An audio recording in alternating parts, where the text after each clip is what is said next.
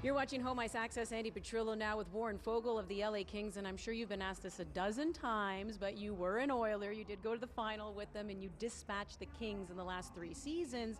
Now that you're on the other side, do you hate the Oilers? Yeah, I've been asked that quite a bit in the last couple weeks and months, but I've created a lot of good relationships over there, a lot of good people, but this time of the year I don't think there's really any friends, and those guys know that, and I know that too. So it'll be exciting to play against your former team in the playoffs. You've set a career high in goals and points this year. What's working for you? Yeah, honestly, I just think the fit here has been awesome. Couldn't have done it without my teammates. They've been a lot of fun to play with, and probably the biggest thing is maybe just opportunity. Coach Hiller has put me in spots that maybe I haven't done in the past, and obviously more ice time gives more confidence. So when you're playing confident out there, usually good things happen. Always learning, obviously. When you're a pro athlete, you're always trying to figure out what you can do for your game. And when you were with the Oilers, you got to see Connor McDavid, Leon Draisaitl on the ice here, Anze Kopitar, and then obviously Drew Doughty's been around. What have you learned from these types of players? Yeah, the cool thing about this game, you get to be a sponge and learn from all these types of players. And with Connor and Leon, I learned a lot. About holding on to pucks, making plays, and things like that. And with Drew and Kopi, just their calm presence and them being true pros. They've been playing in this league for almost 20 years, which is pretty unheard of. So it's pretty cool to experience that and soak up as much information as you can. All right, well, have a good game tonight. Awesome, thank you.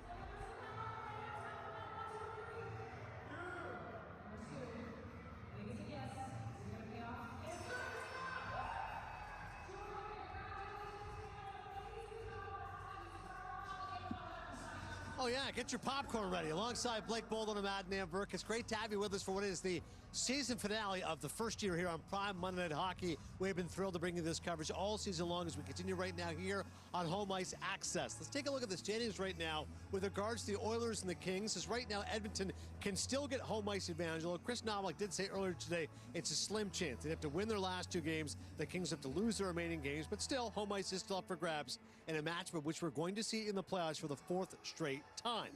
It's also interesting to know Edmonton, with all the injuries they've had to overcome right now, Blake, it's amazing. A lot of players who we're going to see in the playoffs, at least hope to see, we are not going to see in tonight's game. Yeah, 11 players out of this roster tonight. That leaves a huge gap for Edmonton, but there have been players, secondary scoring players, who've risen to the opportunity, and you see right here, McDavid, Ekholm, Frederick, Wallman, Kane, Draisaitl, the biggest one, and then you take a look at Ekholm. Like, that is a huge blow to the gut for the Edmonton Oilers. And again, the secondary scoring has to show up. You've had Matthias Ekholm here on this little clip.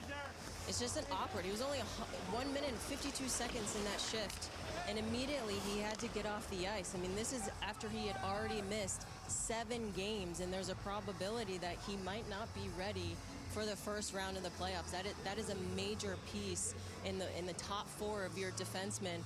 And if you see who stood up coming back after missing 8 games, Connor McDavid, just a reason why he is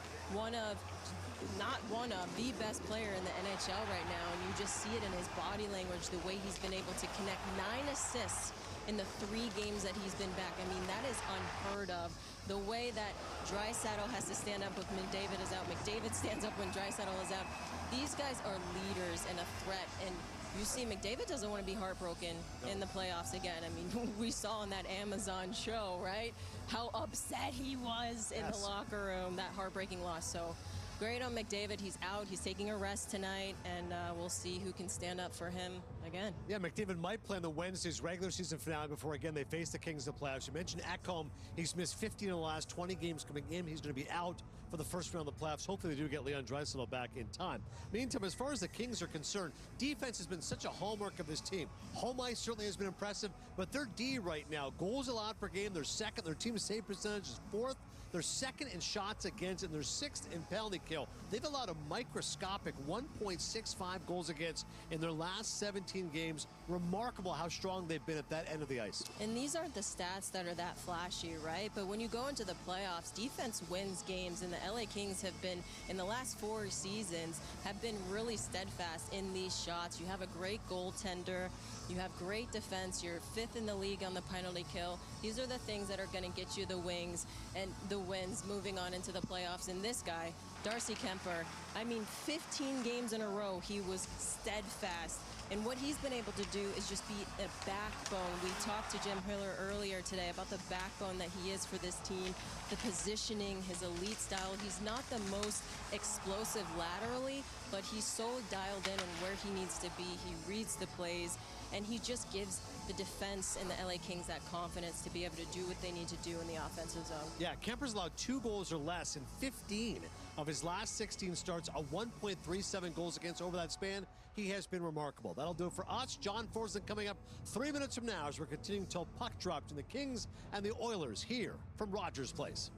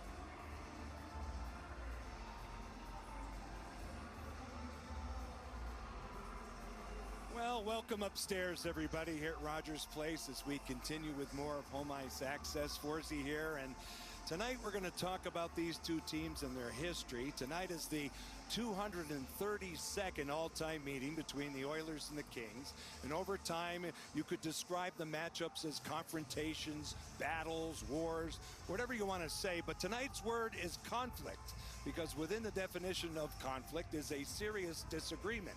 And when you play in the playoffs, that's what happens. There's a serious disagreement between the two teams as to who's better and who wants the cup. Let's go all the way back to the beginning. 1982, here we go. Fabulous Forum in Los Angeles. This is game 3 of a best-of-5, the great one. What a year for him. 50 goals in 39 games that season. 5 seconds left in the third period. LA was down 5-0. Steve Bozak scores. We go to overtime, and Darrell Evans caps off the miracle on Manchester. That game lives on. It is legendary. So that was playoff matchup number 1. Bernie Nichols, great to see him outside the Forum. Gretzky traded in the summer of '88. This is the spring of '89. This is game 7, and the great one gets it going along with Bernie Nichols out in front. And Wayne Gretzky would tap off the game here with the inside track on the great Yari Curry, empty net goal, and the Kings would advance in an upset over the Stanley Cup champion Edmonton Oilers. They would take some time off, and now starting in 22, we go to game number 7 of this series between the Oilers and the Kings. Adrian Kempe, outstanding season, outstanding playoff for the Kings, but it's the Edmonton Oilers who find a way here. They get the short side goal from Cody Ceci on Jonathan Quick, and the capper here, Connor McDavid, with a little wraparounder right here and a recovery. Backhand shelf, 2-0 final, game number 7. They would do it again. in the spring of 23. And this was a great series. It went back and forth, a lot of overtime theatrics. This one here from the Thousand Oaks, California native, Trevor Moore. This one here, Zach Hyman, as the series would extend. And then in game 6 at then Staples Center, Kyler Yamamoto finds a way to get it done. What a terrific goal. The Oilers win the series in 6 games. Last season, a little bit different. The Oilers had the will, they had the power play, and they had way too much for the Kings. This was a short series, only 5 games in duration. And again, the Oilers go all the way, as we know, to the Stanley Cup final last year. McDavid and Draisaitl so great. The handshakes, well, they'll do it all again in about 3 weeks' time as they meet for the 4th consecutive year. We don't know who has home ice yet. We don't know who's healthy enough to play. We do know the conflict will be underway once again. Enjoy the game. I've enjoyed my time with all these stories all season. A big thank you to the crew. They have done an outstanding job supporting me. This should be a great one tonight here between the Oilers and the Kings.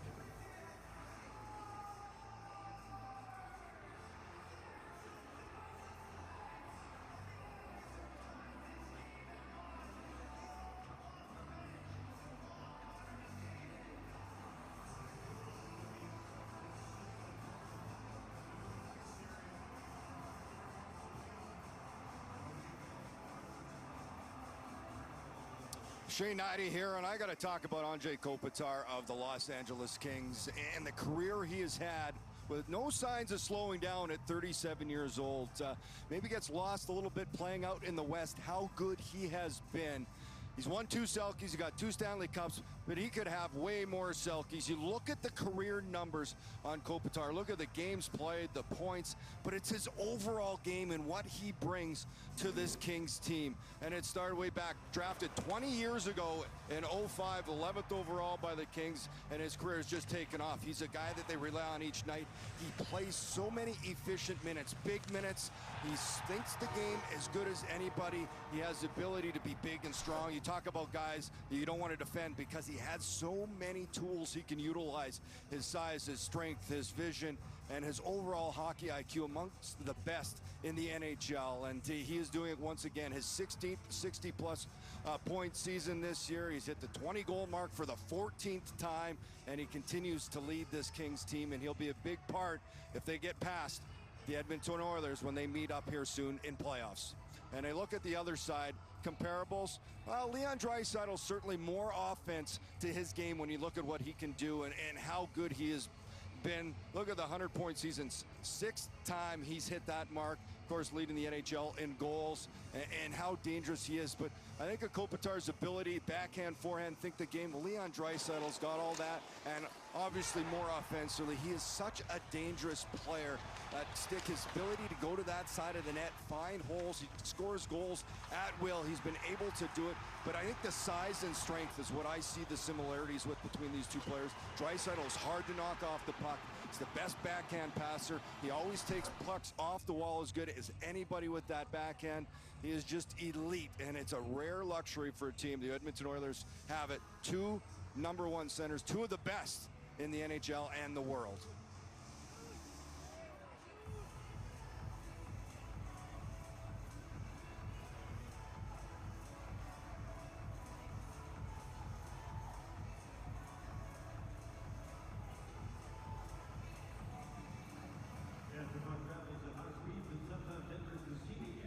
Please keep your heads up at all times and enjoy tonight's hockey game.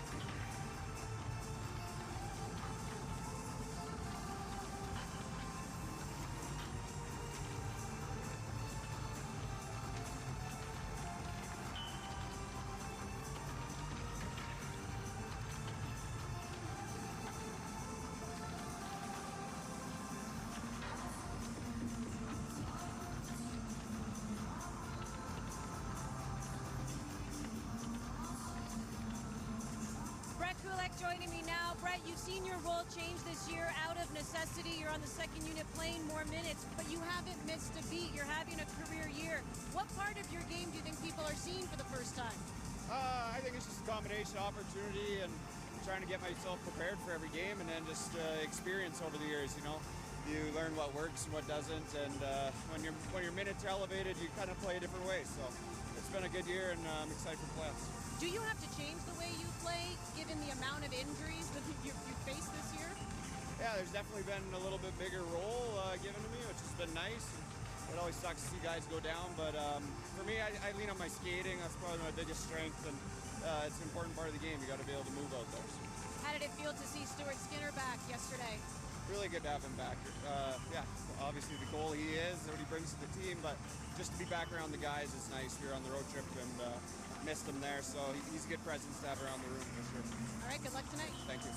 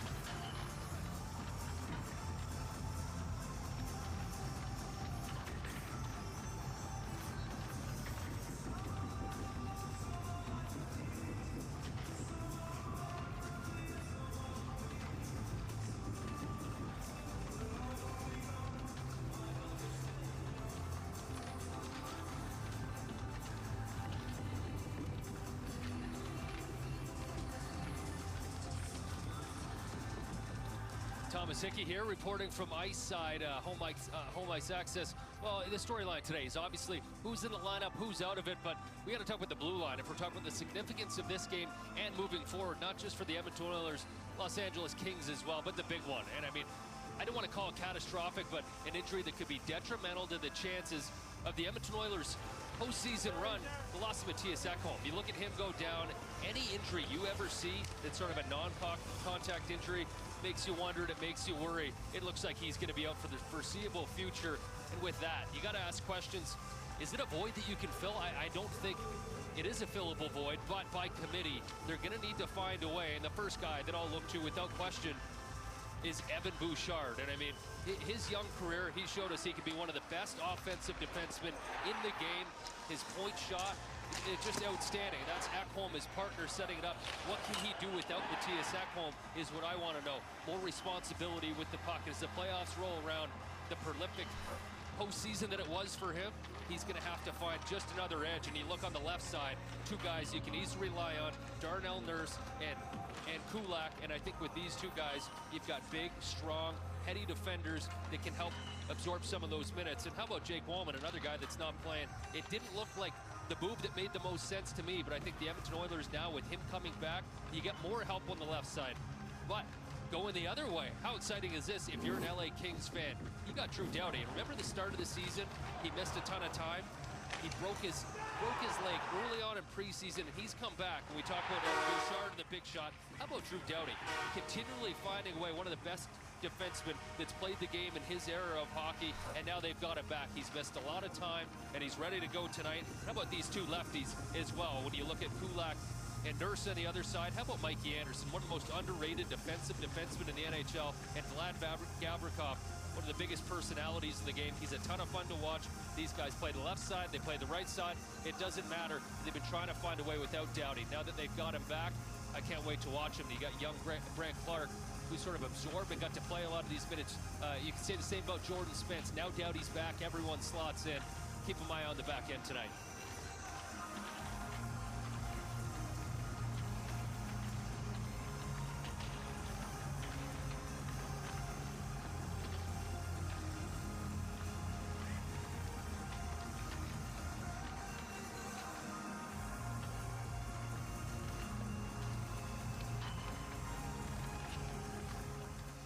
hockey, like any sport, you learn so many life lessons within the game, whether it's facing adversity, working together as a team. These are all lessons that you don't just keep on the rink or in the locker room, but you take to the outside world. You're almost learning how to work in a job from a really young age, but you're having a lot of fun, and it just keeps you something to keep your mind focused on at all times. So what did hockey mean to you growing up? Hockey meant a lot to me growing up as a way to kind of get away from life, I guess, and just go out there and play and get all your energy out and just enjoy yourself and have some fun. How important is it to ensure every kid has access to sports like hockey, regardless of their backgrounds and like their family's financial situation? Yeah, I think that's the most important thing. For every kid to be able to have the opportunity to play is the biggest thing. Like I said, it's a game. Every kid should be able to play games, have fun. I think that's what hockey is. It's just a big game in the end, and I think it's very important that everybody can have the chance to get to play. It's nice when you get programs like this that can give more kids a shot. You want to try to give as many as possible, and there's a lot of talent out there, and just the joy the game brings when you can get on the ice with your friends that's what it's all about. It can bring communities together. I mean, as we see with our fans, our community, we're very lucky to have a community backing us like Edmonton. Just got married a couple years ago, and 6 of my best men was all from sports growing up, playing hockey, playing soccer, whatever it is. So I feel like you go through that as a kid, and you just build bond with friends. You learn a lot about life when you play sports, because not everything goes well, and you can get hit down and you can get tripped and a lot of different things. So it gives you a lot of perspective on how to deal with life.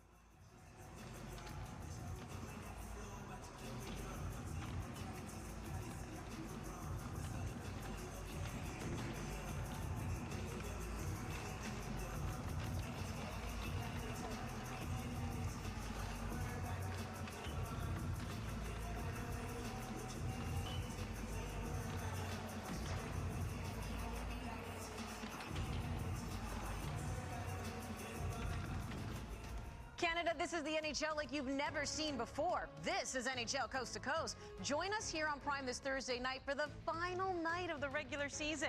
We'll show you every game, every goal, and every possible playoff scenario. Plus, we'll have the first word on all of your Stanley Cup first-round playoff matchups. Mike Rupp and Michael Delzato will join me along with a few surprise guests. You will not want to miss this. It's NHL Coast to Coast, Thursday at 7 p.m. ET, right here on Prime.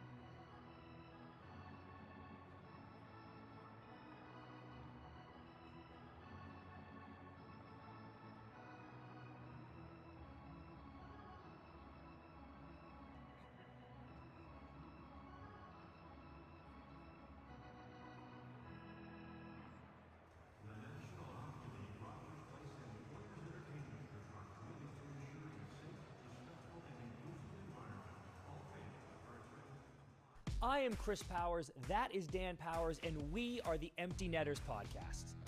It's the end of the season, we're all wrapped up, and we think it best to do some end-of-season awards.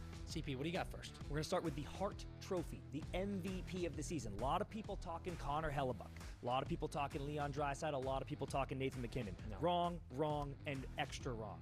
Because it is my man Nikita Kucherov, Dan. Vengeance, dude. Vengeance. I need this man to get the respect he deserves. He was robbed last year. Dogged last year. Highway robbery. Had more points than Nate, and they just thought, oh, it looks better to give it to Nate. Well, guess what? The man is on a mission. Give him his flowers and his cookies and his cake and let him eat it too. He'll eat it all. Give him a Bud Light while you're at it. And Dan, he will never attend an award show again if you don't give him MVP this year. What else you got? Okay, we're talking Calder. We're talking Rookie of the Year. I know we've got a lot of people talking about Lane Hudson. He's doing things that no rookie defenseman has ever done since blah, blah, blah, blah, blah. Here's the deal. The answer is Dustin Wolf.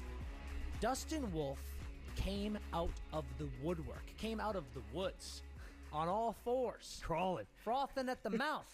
Calgary fans said, oh, we lost Markstrom. We're never going to make the playoffs again. We got to totally rebuild, retool. Look at this. You've got this rookie in between the pipes, completely unfazed, stopping everything. I like your take that the Flames, who we all picked to be last, oh yeah, would be in shambles without him. Oh yeah. Weegar came on the pod and said in preseason we were like, oh, we got something cooking over there. Rookie goaltenders, buddy, don't do it. This doesn't happen anymore. Next award I want to give out, Dan. End of year award. The Lieutenant Dan Award. Yes. This is a coveted award. The Lieutenant Dan Award goes to Alexander Ovechkin. Tell me why. Magic legs. Magic legs. Dan, titanium alloy, the same stuff they use on the space shuttle. The Listen. same stuff they use in NASA, Dan.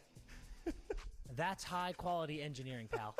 This man broke his leg this year. He's 39 years old. He's old. He's old. He broke his leg.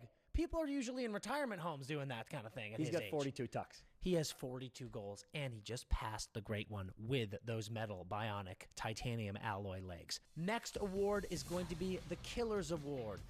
That is going to David Pastrnak. Yes. Because we're looking at the bright side in Boston. Terrible year. People thought that they might win the Atlantic. They might be going to the Cup again. They got some new pieces. Everything looks great. Well, everything is terrible.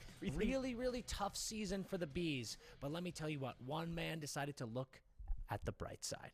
And he decided to go and get his cookies, get his 100 points yet again. Could have been called the Get My Cookie Award. I got my cookie. Could have been called the Silver Lining Award. David Pastrnak, Dan, 41 goals, 59 assists as it stands today. 100-point season, third Boston Bruin ever, matching Bobby Orr and Phil Esposito to do 100 points 3 seasons in a row. I couldn't be happier for him. We said a week ago he was at 89 points. He went 11 points in 3 games. Bang. Hundy spot. That right there, sir, is looking at the bright side. God, so pumped. What do you got? Next one, we are calling the Uncle Jesse Award for the Funkle in the NHL, the most fun uncle in the league. It could be one man. Dan, who is it? Could be one man. It's Tyler Toffoli.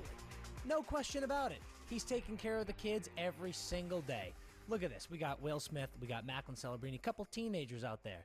They need some guidance. Mom and dad aren't around. They can't be around. They got 2 kids in the NHL. What do they need? They need a nice, fun, cool uncle, and they got it in Toff. He's taking them swimming. He's doing sleepovers. I bet he's letting them have candy on game nights. Yeah, we know they got cookies and milk. We literally know that. I mean, literally right before bed. Let's wrap this up. We're going to do one more award. I think this is one of the most coveted in the league. This is the Real Estate Mogul Award. And when you really think about it, I know that this is a big race every season. This can only go to one. This year, it's a slam dunk. Tell him who it is. Mikko Rantanen. We're flipping properties, dude. We're flipping properties in Denver. We're flipping properties in Raleigh. We're flipping properties in Dallas. Guys seeing the whole country this season. We got a house for the slopes. Boom. We got it in Colorado. You want to go over to the Outer Banks? We're going to get one in Carolina. Boom. Now you need a ranch. He goes down to Dallas. This guy's got properties all over the league. Put the cowboy hat on. Dan, appreciating in value. They appreciate in value. These aren't cars, buddy. These are homes. They appreciate. And this guy is building a career. He's thinking about the future. Yes. You know what I'm saying? He's trying to win a cup right now. He's trying to win a cup in Dallas. And then hopefully he continues to add more stats and everything to his NHL career. But when you're done, when your playing days are done, what are you doing now? You're going to be a 30-something-year-old man. Real estate. He just signed that 8-year deal. He's got some new money coming in. Who knows what he does with that? He'll probably buy another house somewhere this summer. learned his lesson. 2025, we'll always remember, that's when he got his real estate license. The guy is becoming one of the greatest landowners we've ever seen in this country. So that's it, folks. The 2024-2025 NHL season is wrapping up. Your Hart Trophy winner is Nikita Kucherov. Yep. Your Calder Trophy winner is Dustin Wolf. Yes, Your Lieutenant Dan Award winner is Alex Ovechkin. Your The Killers Mr. Brightside Award winner is David Pasternak. Your Uncle Jesse Award winner is Tyler Toffoli. And your Real Estate Mogul Award winner is Mikko Rantanen. Congratulations to all our winners on these highly coveted and respected awards. We can't wait to see who emerges as some of these big winners next season. But for now, we got to lock in for playoffs. It's time, baby.